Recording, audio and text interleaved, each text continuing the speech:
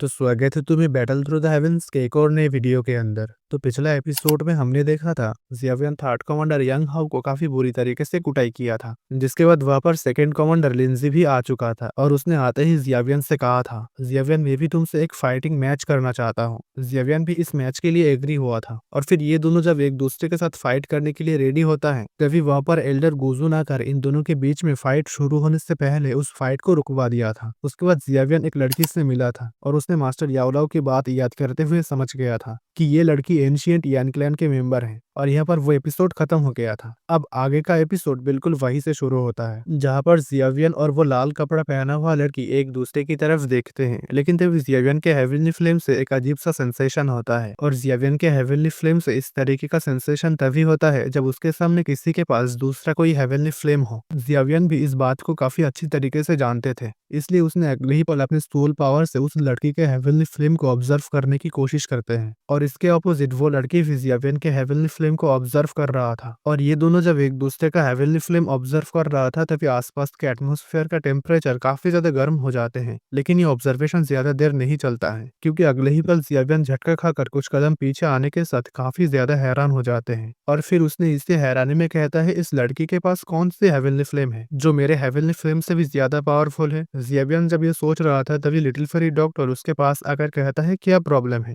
जियावियन कहता है, कुछ नहीं, चलो यहाँ से चलते हैं। उसके बाद वो लोग यहाँ से चले जाते हैं, लेकिन तभी उस लाल कपड़ा पहने हुए लड़की के पास एक सफेद कपड़ा पहना हुआ लड़का आकर कहता है, हुआसी क्या तुम्हें कुछ पता चला जियावियन के पास कौन सी हेवनली फ्लेम है। फिर वो लड़की जिसका नाम हुआसी था वो कहती है, देखो मुझे ऐसा तो कुछ पता नहीं चला कि उस लड़के के पास कौन सी हेवनली फ्लेम है, लेकिन हाँ मैं इतना जरूर कह सकती हूँ कि उस लड़के के पास जो हेवनली फ्लेम है वो काफी ज्यादा पावरफुल है और अगर मुझे फ्यूचर में मौका मिला तो मैं उस लड़के के साथ फाइट करना चाहूंगी, क्योंकि मैं ये जानना चाहता हूँ कि मेरे पास जो रेड लोटस ये फ्लेम है जो हेवनली फ्लेम रैंकिंग पर 7th नंबर पे है ये ज्यादा पावरफुल है या फिर उस लड़के के पास जो हेवनली फ्लेम है वो ज्यादा पावरफुल है। लेकिन तभी वो सफेद कपड़ा वाला लड़का कहता है, होजे तुम्हें उस लड़के को अंडर एस्टिमेट नहीं करना चाहिए, क्योंकि तुम जानते हो जियाओ क्लैन बहुत पहले तबाह हो चुका था और उसके साथ जियाओ क्लैन के डोउडी ब्लड लाइन भी नष्ट हो गया था, लेकिन फिर भी जियावियन डोउडी ब्लड लाइन के बिना इतनी कम उम्र में डाओजोन 5 स्टार पर पहुंचा है और इससे ये पता चलता है कि ये लड़का कोई ऑर्डिनरी लड़का नहीं है। खैर मैं इससे सबसे ज्यादा इंटरेस्टेड जियाओजुआन की ग्रेवयार्ड को लेकर हूँ जो गुकलैन के अंदर हेवनली टॉम्ब के अंदर है और जिसे 20 सालों में एक बार खोल दिया जाता है। सफेद कपड़ा वाला लड़के के बात सुनकर वह हट्टा कट्टा आधे उम्र का आदमी कहता है, हाँ यार तुम्हारा बात तो बिल्कुल सही है, लेकिन गुकलैन के साथ जियाओजुआन का रिश्ता अच्छा नहीं होता तो फिर गुकलैन के कुछ एल्डर के सपोर्ट के बिना जियाओजुआन के ग्रेवयार्ड हेवनली टॉम के अंदर नहीं बनता। खैर छोड़ो इस बात को, अभी के लिए सबसे ज्यादा इंपॉर्टेंट जियाओयन या जियाओजुआन नहीं बल्कि बाकी क्लैन के मेंबर हैं और मुझे ऐसा लगता है कि वो लोग भी गु क्लैन के अंदर आ गए हैं क्योंकि वो लोग इस हेवनली टॉम को मिस नहीं करना चाहेगा जो 20 सालों में एक बार ओपन होता है। लेकिन तभी वो सफेद कपड़ा वाला लड़का कहता है, अगर वो लोग आते हैं तो ये हमारे लिए बुरी बात है क्योंकि हमारे कॉम्पिटिटर जो बढ़ जाएगा। खैर ये लोग जब एक दूसरे के साथ बात कर रहा था तभी लिटिल फेरी डॉक्टर वापस जाते जाते कहता है, जियावियन में जहाँ तक सुना था ये मामला उससे भी ज्यादा पेचीदा है क्योंकि 8 कमांडरों में से ज्यादातर तुम्हें दुश्मन मानते हैं, लेकिन मैं सबसे ज्यादा चिंतित 8 कमांडरों को लेकर नहीं बल्कि 4 जनरल को लेकर हूँ। क्योंकि देखो मुझे अभी अभी एक लेटेस्ट न्यूज पता चला है और उस न्यूज के हिसाब से ये 4 जनरल फ्यूचर में आगे जाकर ब्लैक सबमर्स्ड आर्मी का किंग बनने का काबिलियत रखते हैं और ब्लैक सबमर्स्ड आर्मी का किंग बनने के लिए किसी का पावर कम से कम बानशिंग पर होना ही चाहिए। जियावियन ये बात सुनता है और अपनी जगह पर फ्रीज हो जाते हैं और कहता है, एक किंग बनने के लिए किसी के पावर बानशिंग पर होना चाहिए, सच में ये तो काफी ज्यादा हैरानी की बात है। लेकिन इस वक्त ये सभी बात कहना बेकार है क्योंकि अगर वो लोग हमारे लिए प्रॉब्लम क्रिएट करेगा तो हम उस प्रॉब्लम से बच नहीं पाएंगे। लेकिन हाँ जब हम लोग प्रॉब्लम में फंसेंगे तब फॉलिंग स्टार पेविलियन और मेरे जियाओ क्लैन के रेपुटेशन की वजह से हम लोगों को थोड़ा सा छूट तो मिल ही जाएगा, इसलिए जब समय आएगा तब इसके बारे में सोचेंगे, लेकिन अभी इसके बारे में सोचना बेकार है। हालांकि जियावियन ने कह रहा था लेकिन उसकी मुट्ठी कसी हुई थी और उसकी आंखों में भी हेवनली फ्लेम दिखाई दे रहा था और फिर उसने मन ही मन कहता है, चाहे गोकलैन कितना भी ताकतवर है लेकिन फिर भी वो लोग मुझे और यूनर को कभी अलग नहीं कर पाएगा। खैर जियावियन जब ये सोच रहा था तभी उसे कुछ महसूस होता है और फिर उसने उस तरफ देखते हैं जहाँ पर काले कपड़ा पहना हुआ 3 आदमी खड़ा था।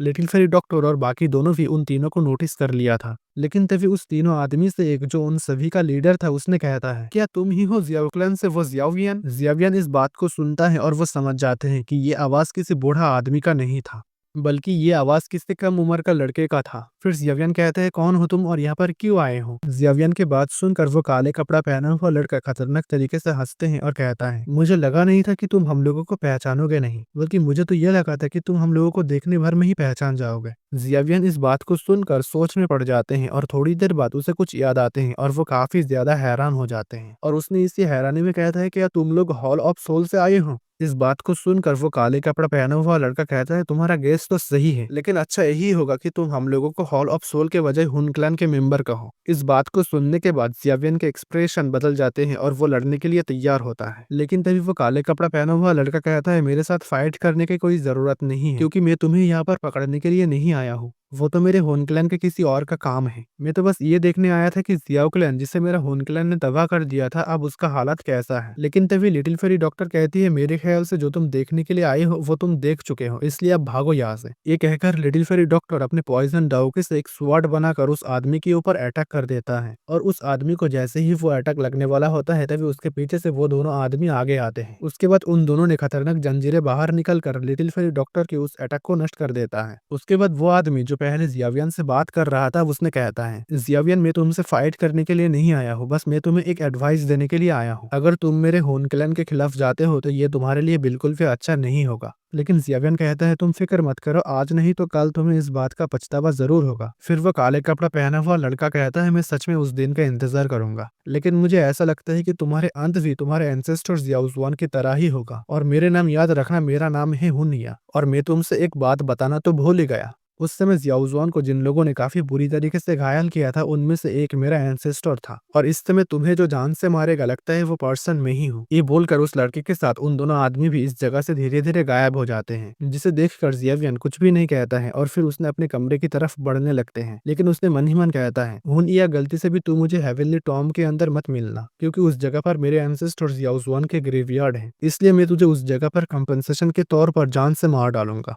उसके बाद देखते ही देखते 2 दिन गुजर जाते हैं और तीसरे दिन सुबह होते ही गोहोरे सिटी के अंदर आए हुए सारे मेहमान उस जगह पर इकट्ठा हो जाते हैं जहाँ पर एक बड़ा सा लेक था, और उस लेक का पानी पूरी तरीके से प्योर और साफ था। और ये लोग अभी के लिए इस जगह पर इकट्ठा इसलिए हुआ था क्योंकि आज गोरियालम ओपन होने वाला है। खैर, इस लेक के चारों तरफ काफी सारे ब्लैक सबमर्ज्ड आर्मी खड़ा था और उस लेक के बीच में वही एल्डर गुजुन खड़ा था जिसने कुछ दिन पहले जियावियन और सेकंड कमांडर लिंजी के बीच में होने वाला फाइट को रुकवा दिया था। उसके बाद एल्डर गुजुन सभी से कहता है, थोड़ी देर बाद गोरियालम ओपन हो जाएगा, लेकिन आप लोग गोकलैन के अंदर एंटर करने के बाद अकेला इधर उधर घूमने मत निकल जाना, नहीं तो आप लोग उस जगह पर खो जाओगे, क्योंकि गोरियालम आप लोगों की उम्मीद से भी ज्यादा बड़ा है। यहाँ तक कि कई कई जगह पर कुछ स्पेस पोर्टल भी है, इसीलिए अगर आप गलती से भी उस स्पेस पोर्टल के अंदर चले जाते हो तो आप उस जगह से कभी बाहर नहीं आ पाओगे, और उसके बाद आपके साथ क्या होगा वो तो आप लोग अच्छी तरीके से जानते हो। उम्मीद है आप सभी मेरे इस बात को अच्छी तरीके से समझ गए होंगे। लेकिन हाँ, आप लोगों को परेशान होने की कोई जरूरत नहीं है, क्योंकि आप लोग जैसे ही गोरियालम के अंदर एंटर करोगे तभी आप लोगों को रिसीव करने के लिए कोई न कोई वहां पर रहेगा, जिसने आप सभी को गू सेक्रेट माउंटेन रेंज लेकर जाएगा, जहाँ पर गूक्लैन के डिसेंडेंट सिटीजन रहता है। इसलिए मुझे उम्मीद है आप लोग उन लोगों को परेशान नहीं करोगे, अदरवाइज गूक्लैन आपको ब्लैकलिस्ट पर डाल सकता है। लेकिन जियावियन गूक्लैन के डिसेंडेंट सिटीजन के बारे में सुनकर काफी ज्यादा हैरान हो जाते हैं, क्योंकि वो इसके बारे में कुछ भी नहीं जानते हैं। लेकिन तभी टियन होजुन जियावियन को हैरान परेशान होते हुए देखकर उससे कहता है, देखो जियावियन, गूक्लैन बरसों से चलता आ रहा है और उसी के साथ गूक्लैन के पॉपुलेशन भी काफी ज्यादा है, जिसके वजह से गूक्लैन के ज्यादातर लोगों के अंदर डोडी ब्लड लाइन तो है, लेकिन वो काफी ज्यादा कमजोर है, और इसी वजह से गूक्लैन इन लोगों को डिसेंडेंट सिटीजन के कैटेगरी में डालता है। लेकिन हर साल इन सभी में से 2 या 4 लोगों के अंदर डोडी ब्लड लाइन का पावर काफी ज्यादा बढ़ जाते हैं, और उसके बाद उन लोगों का रेपुटेशन बढ़ने के साथ वो लोग असलियत में गूक्लैन के मेंबर हो जाते हैं। खैर, कियन होजुन और जियावियन जब एक दूसरे से बात कर रहा था तभी पूरा इलाका काफी बुरी तरीके से वाइब्रेट होता है। उसके बाद सभी देखते हैं उस बड़ा सा लेक से एक लाइट शॉट होकर आसमान पर जाते हैं, और एक इनविजिबल बैरियर से टकराने के साथ वहां पर एक काफी तेज धमाका होता है और आसमान पर एक बड़ा सा स्पेस पोर्टल ओपन होता है, जिसके अंदर सभी को एक बड़ा सा दरवाजा दिखाई दे रहा था जो अभी के लिए खुला हुआ था। फिर तभी एल्डर गुजुन सभी से कहता है, गोरियालम के डोर ओपन हो चुका है, इसलिए आप लोगों को गोरियालम के अंदर चले जाना चाहिए। जिसे सुनने के बाद सभी लोग एक पल के लिए सोच में पड़ जाते हैं, लेकिन उन लोगों को याद आते हैं कि गूक्लैन उन सभी को नुकसान नहीं पहुंचाएगा। जिसे सोचने के बाद वो सभी काफी तेजी से उस बड़ा सा दरवाजे से होकर बोरियलम के अंदर एंटर करने लगते हैं। जियावियन इस चीज को देखने के बाद लिटिल फेरी डॉक्टर और बाकी दोनों से कहता है चलो हम लोग भी चलते हैं। और थोड़ी दूरी पर जाते ही जियावियन को कमांडर लिंकवन और सेकंड कमांडर लिंजी दिखाई देता है, लेकिन उसे थर्ड कमांडर यांग हाउ कहीं पर भी दिखाई नहीं देता है। और इसके पीछे का रीजन तो आप सभी जानते हो, अगर नहीं तो आप इस वीडियो का पिछला पार्ट देखोगे तो आपको समझ में आ जाएगा। खैर जियावियन और बाकी तीनों जब आगे आ रहा था तभी लिंजी उन लोगों को नोटिस कर लेता है और फिर उसने एल्डर गुजून की तरफ देखते हैं जो इस समय थोड़ा सा बिजी था, जिसके बाद उसने जियावियन के सामने आकर उसका रास्ता ब्लॉक कर देता है। लेकिन जियावियन ऐसा रिएक्ट करता है जैसे उसने लिंजी को देखा ही नहीं, क्योंकि जियावियन आगे बढ़ता है और लिंजी के कंधों से अपना कंधा टकराने देता है और फिर उसने अपने हेवनली फ्लेम का एक छोटा सा हिस्सा लिंजी के शरीर के अंदर ट्रांसफर कर देता है, जिसके बाद लिंजी कुछ कदम पीछे हटने में मजबूर हो जाते हैं और फिर उसने गुस्से में अपनी मुट्ठी कसने के साथ कहता है जियावियन अभी तुम्हें इतना ज्यादा खुश होने की कोई जरूरत नहीं है, क्योंकि जब तुम गोरियलम के अंदर एंटर करोगे तब कोई ना कोई वहां पर जरूर होगा जो तुम्हें उस जगह से कुत्तों की तरह भगाएगा और मैं तुम्हें कुत्तों की तरह बाहर आने का इंतजार करूंगा। लेकिन जियावियन इस बात को सुनता है और हंसते हुए कहता है लिंजी तुम दूसरों के लिए काफी ज्यादा फिक्र करते हो, लेकिन अभी के लिए तुम थोड़ा सा अपना फिक्र करो। ये कहकर जियावियन और बाकी तीनों एक झटके में उस दरवाजे के अंदर चले जाते हैं, लेकिन तभी लिंजी के हालात खराब होने लगते हैं